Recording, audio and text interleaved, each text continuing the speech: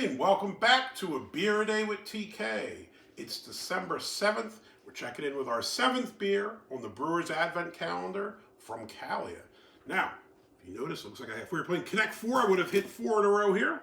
Let's see if we can find 7. 7.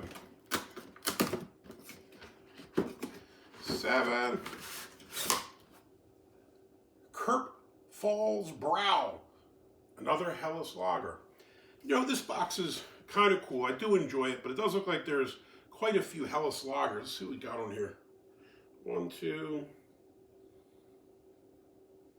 3, 4, 5, 6, 7, 8. So I guess about a third of them are Helles lagers. It does kind of stink too, man. There was this sticker here. It looks like they replaced one, and I kind of peeled it back a little bit to see what it was. And one of the ones that was replaced looked like it should have been a smoked lager or a Rausch beer. And it was replaced with a Helles. I got nothing wrong with Helles. I quite like them. I know they're popular style for the region, but it would have been really cool to get that smoked lager in there. But hey, I guess it is what it is. So this is Kurpfalzbräu, and this is from Welde Braumanufaktur. It looks like that's in Plankstadt, Germany. Interesting cans, kind of light blue color here. See if we have any other information. Traditionally brewed in the heart of Germany. Cool looking kind of coat of arms on it. All the cans, I will say, the art on them has been pretty cool, and they're pretty classic looking. This has 4.2%. No, 5.3% ABV, sorry. Not a lot else on there. Just multiple language, I think, saying the same kind of things. So let's give this one a shot. Like I said, from Plankstadt, Germany, Welde, W-E-L-D-E, Braumanufaktur. Ratings-wise, it did pretty good. 3.36 on Untappd, 3.63 on Beer Advocate. Looked like most of the people that had this on Beer Advocate, again, were from the Advent Calendar. Now, on the Untappd, it actually had quite a few check-ins. I think it was a couple thousand. Most of them have had several thousand, so I guess people drink it in Germany or other places pretty regularly. But on Beer Advocate, only a handful of check-ins for all of these. So for whatever it is, you know, whatever it's worth, it is still cool to get what's probably 24 new unique check-ins, because you're not really going to see any of these on the shelves around here, at least.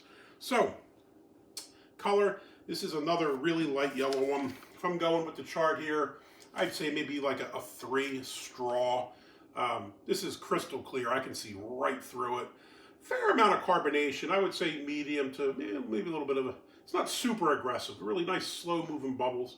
Head, again, the head on every one of these is look magnificent. 2.5 fingers, nice white head. Looks a little soapy around the edges. The other ones are a little thicker, I think. On the top it looks nice, but on the sides it does look a wee bit soapy. But it still looks pretty solid. Let's give this one a sniff. Light cracker malt. Light sweetness to it. Maybe a little bit of grassiness. That's it. I can't really pick up any hops presence, really. See what this one is. I think it said 16 IBUs, if I didn't mention that already. 5.2 ABV. Yeah, looks solid. Let's give it a shot. Prost.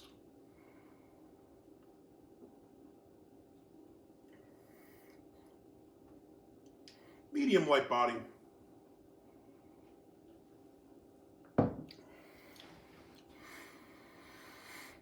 Trying to give it a second. Trying to do the big sip, little sip. Let my palate pick it up a little bit. I mean, honestly, first thing you pick up is kind of light, kind of crackery malt, as well as you picked up on the nose. A little bit of like doughiness to it. Light honey sweetness. It's got a little bit of a weird dry finish to it, which I wasn't really expecting. It's not bad. It just kind of threw me off a slight bit. Wasn't really expecting it. Yeah, kind of dry. All in all, solid beer. I would say this is different than the other Helleses. I think the other ones are, you have that sweetness, and I think they're a little more balanced. This, on the other hand, is you get a little bit of sweetness. I don't really pick up a lot of hops, but I do pick up like that odd dryness at the end. But it's not really like a pronounced hop finish at the back. Not that it would be huge, but you don't really pick it up too much. This one's odd. The sweetness, you pick up the honey at first, but it almost has like a little bit of a, I don't know, like a grainy kind of sweetness to it. Kind of like I think I associate with some of the macros. It's not as sweet and as off-putting as it is with something like Miller or beers like that, but it almost has a similar kind of sweetness to it. So, a little bit different than some of the others so far. Like I said, ratings was pretty solid. I think it had an 83 as the aggregate on Beer Advocate, which I guess is what, like a low B.